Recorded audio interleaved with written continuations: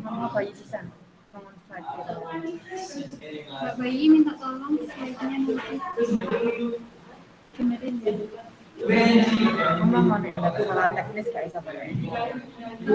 Yang PTM bisa PPT-nya bisa.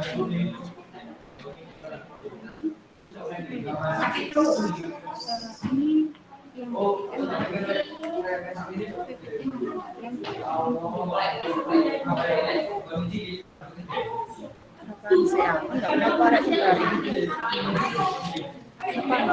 Assalamualaikum teman-teman yang terima kasih udah join. Mbak Mela suaranya kecil. Oh ya, maaf. Nah, jadi minta tolong nanti pastinya lihat kalau mau kita mulai. Nggak dengar kecil Pol. Kecil Pol. Kamu kecil. Oh ya. Assalamualaikum warahmatullahi wabarakatuh. PPT-nya udah dibuka ya? Tolong dibuka, mari kita mulai. Sebelumnya ada yang udah baca nggak pengertian dari manajemen waktu di PPT? Enggak. Nanti kalau yang anak PJJ mau tanya boleh ya, dicela nggak apa-apa. Jadi pengertian manajemen waktu itu perencanaan, pengorganisasian, dan pengawasan terhadap produktivitas waktu. Jadi manajemen waktu itu penting banget buat mengatur kita. Jadi biar kita produktif, biar kita nggak males buat ngerjain apa-apa itu penting buat kemampuan untuk manajemen waktunya penting banget. Nah, pentingnya manajemen waktu itu harus kita gunakan dalam kehidupan sehari-hari. Jadi misalnya kan kita masih sekolah ya, kewajiban kita sekolah. Jadi di rumah juga punya kewajiban bantu orang tua. Nah, cara kita untuk bisa sekolah dan membantu orang tua itu gimana caranya? Nah, itu dibutuhkan suatu manajemen waktu. Lanjut Mbak Bagi.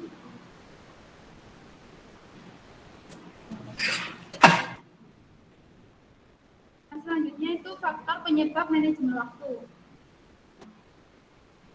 Faktor penyebab manajemen waktu yang kurang baik. Salah satunya yaitu prokrastinasi. Pasti kalian tahu prokrastinasi itu apa? Dan tahu mau jawab? Ada ya. Jadi prokrastinasi itu rasa malas karena rasa malas yang timbul ketika kita akan mengerjakan sesuatu. Kalian pernah nggak malas mengerjakan PR? Nah, itu juga itu namanya prokrastinasi. Jadi kapanpun kita merasa malas ketika mengerjakan sesuatu itu namanya prokrastinasi. Nah, jadi ketika kita mau manajemen waktu yang baik, prokrastinasi sebaiknya itu dihindari. Nah, lalu yang selanjutnya dampak dari tidak bisa manajemen waktu. Pasti ya, kita kalau nggak bisa memanajemen waktu, nggak bisa mengelola kegiatan kita sehari-hari, pastinya kurang baik dan kurang berjalan lancar kegiatan kita. Pasti kita nggak tergesa-gesa. Pernah nggak yang ada yang menunda-nunda PR Terus waktu mepet pengumpulan panik. Sering ya. Nah, jadi ini yang pertama dampaknya yaitu keterlambatan dalam menyelesaikan tugas sesuai batas waktu yang ditentukan. Jadi otomatis ketika kita menunjuk suatu pekerjaan, otomatis kita akan panik ketika menyelesaikannya. Nah, akhirnya ketika panik nggak bisa mikir, nggak bisa bingung mau ngapain. Jadi ketika waktunya batas pengumpulan kita terlambat. Nah, yang kedua yaitu memunculkan keadaan emosi yang tidak stabil seperti cemas, rasa bersalah dan sebagainya. Ketika kita telat untuk mengumpulkan pekerjaan rumah, kita kan pasti cemas, panik, gara-gara takut dimarahi bapak ibu guru. Jadi selain itu kita kalau ada pasti ya teman-teman yang mau nyontek, kita pasti kenapa gitu?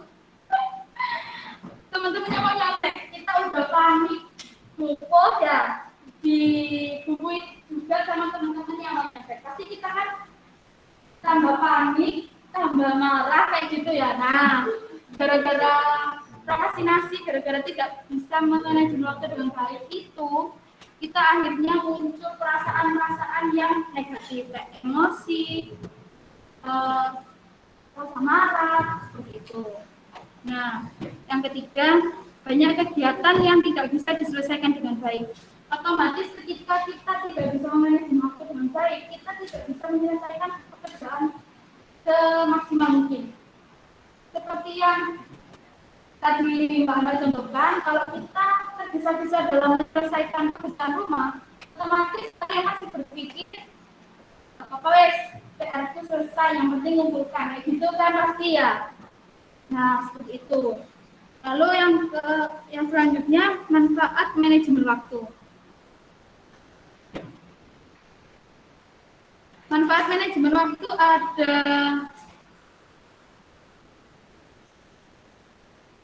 4, yaitu yang pertama efisiensi dalam melakukan pekerjaan dan tujuan hidup tercapai. Agar tujuan hidup tercapai, kita pasti membutuhkan suatu rancangan step by step apa yang harus kita lakukan. Dari yang pertama, misalnya kalian mau masuk universitas lewat SNMPTN. Yang pertama kalian pasti harus belajar lebih keras. Nyari soal, tanya-tanya ke kakak kelas yang udah lulus dengan kiat-kiat cara masuk SNMPTN itu kayak gimana? Pasti kayak gitu kan, pasti urut step by step-nya kayak gimana. Nah, dengan kalian bisa mengelola tujuan hidup kita, jadi kalian itu nggak asal menentukan tujuan hidup kita itu apa. Pasti hidup kita itu tertata dan nggak sembrono. Jadi kayak pasti itu kalian kalau mau mau jalan ke sini pasti kan otomatis nggak bakal prokrastinasi ya, meskipun prokrastinasinya kalian ada, pasti kalian itu nggak harus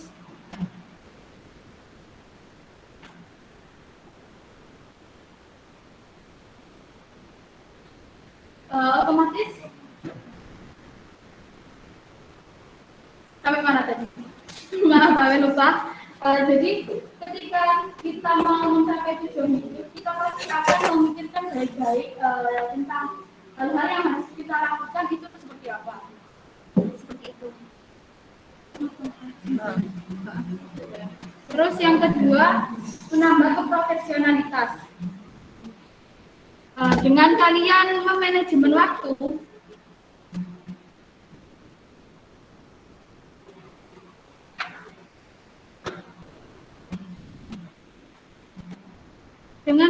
bisa memanajemen waktu, maka kalian itu pasti dipuji oleh orang lain karena kalian sudah bisa menentukan tujuan hidup. Selain itu, kita kalau melakukan sesuatu pasti akan berusaha semaksimal mungkin agar pekerjaan tersebut sesuai dengan apa yang kita inginkan. Nah, itu kalian bisa menambah profesionalitas dengan cara manajemen waktu tadi. Nah, yang ketiga, dapat mengurangi stres. Kan tadi udah dijelaskan kalau kita nggak bisa memanajemen waktu, akan timbul emosi-emosi negatif ya. Nah, itu bisa banget buat mengurangi stres karena kita bisa mengelola waktu, perasaan, dan emosi yang muncul. Lalu yang keempat, lebih banyak peluang dan lebih sedikit waktu yang terbuang. Otomatis ketika kita akan menyusun kegiatan dalam satu hari, dari bangun pagi sampai mau tidur malam, itu kalian udah susun ya. Dari mulai pagi sholat, bangun sholat, mandi, sarapan, langsung sekolah, ya gitu ya. Nah, dengan kalian bisa melaksanakan kegiatan dari pagi sampai mau tidur pagi, itu kalian pasti bisa memanfaatkan waktu dengan sebaik mungkin. Kalian pasti nggak bisa membuang-buang waktu dan lebih bisa menghargai waktu. Jadi ketika kalian jadwalnya jam 12 kan udah selesai sekolah ya. Jam 1 habis sholat itu tidur, terus belajar. Ketika kalian nggak melakukan kegiatan tersebut sesuai dengan porsinya, pasti kalian bakal menyesal karena nggak bisa menjalankan kegiatan sesuai apa yang kalian susun.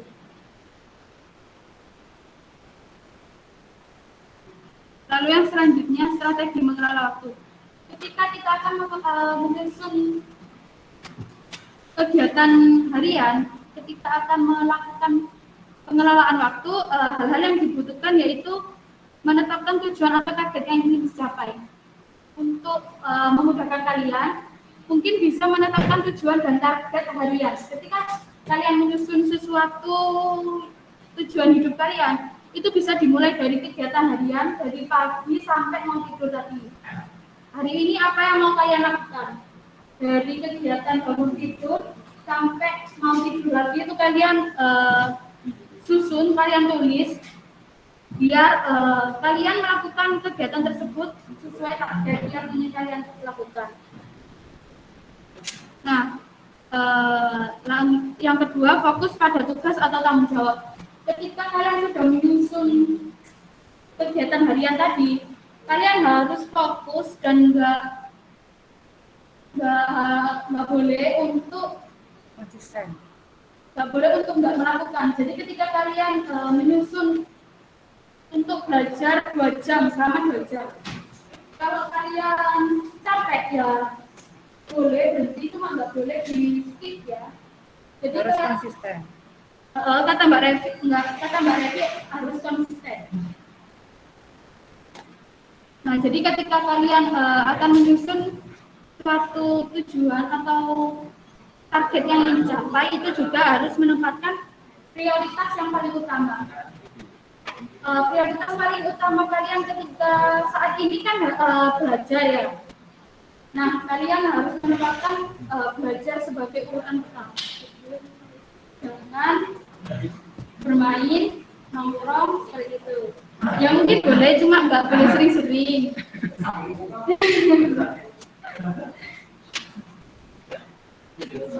Yang keempat, membuat perencanaan. Ketika kalian menentukan target yang ingin dicapai, pasti membuat perencanaan tadi. Step by step-nya apa? Hari ini mau melakukan apa dulu?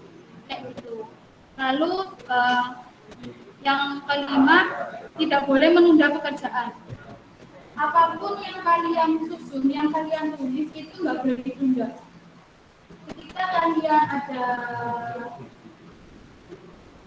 di pagi hari nunda belajar, mau PTS ya, mungkin hari Minggu mau belajar pagi hari, lalu ada teman kalian datang ngajak main.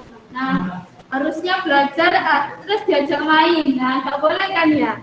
Jadi nggak boleh ditinggalkan, nggak boleh ditunda, biar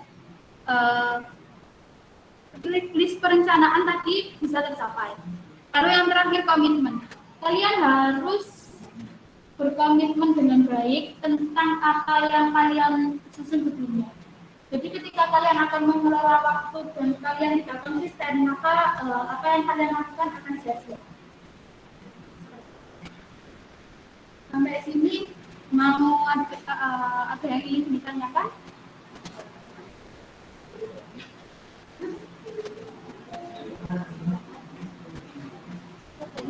Anak yang di sana jelas enggak? Yang di room meeting ada yang mau ditanyakan?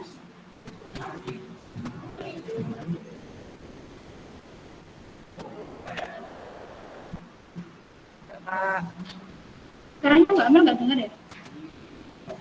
Suaranya Mbak jelas apa enggak?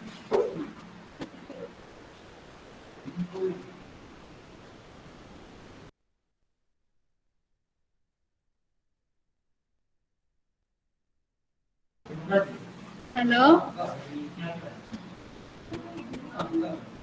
Ada yang mau ditanyakan?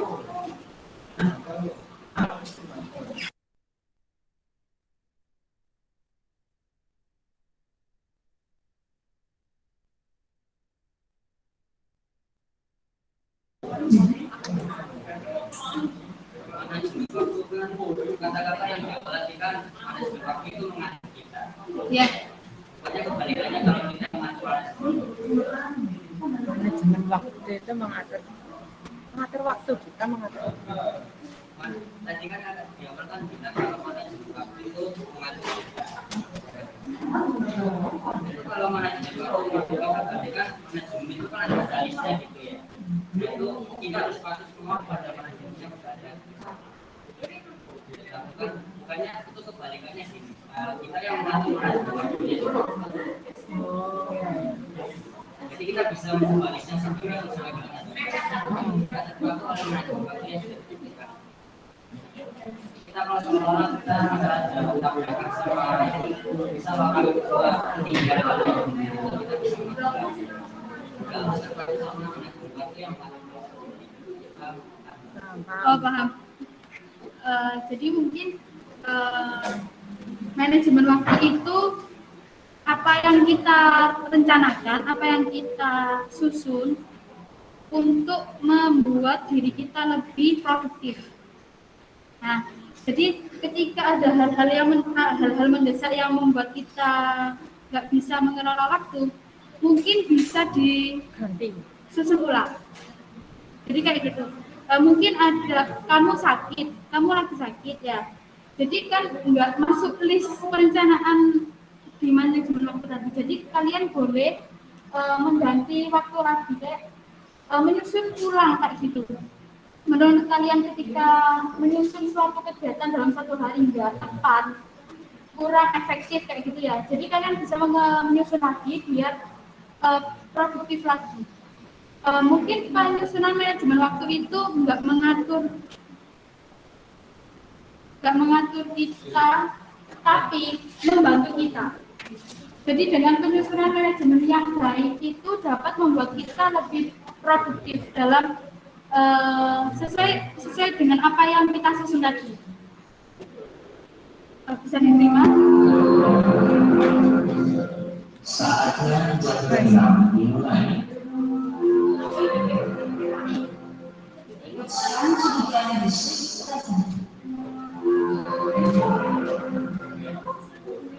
Ada yang mau ditanyakan lagi? Ya. Paham nggak? Beneran?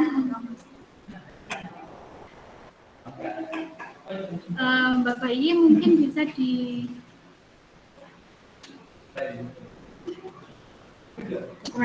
didokumentasikan, minta tolong didokumentasikan. Teman-teman minta tolong on-cam dulu karena jam kita sudah habis, mungkin kita bisa.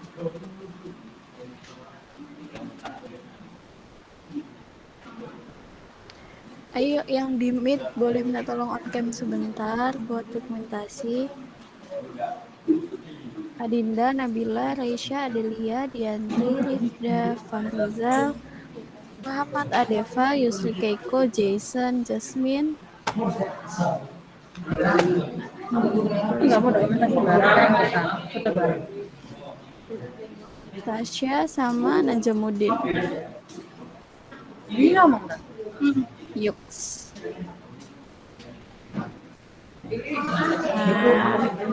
Oke. Ayo yang lain.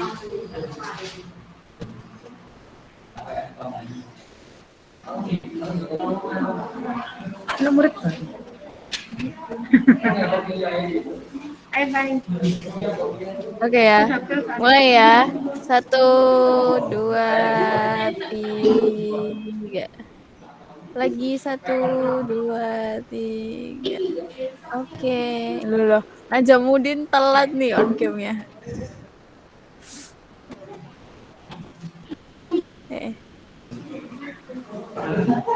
Terima kasih semuanya.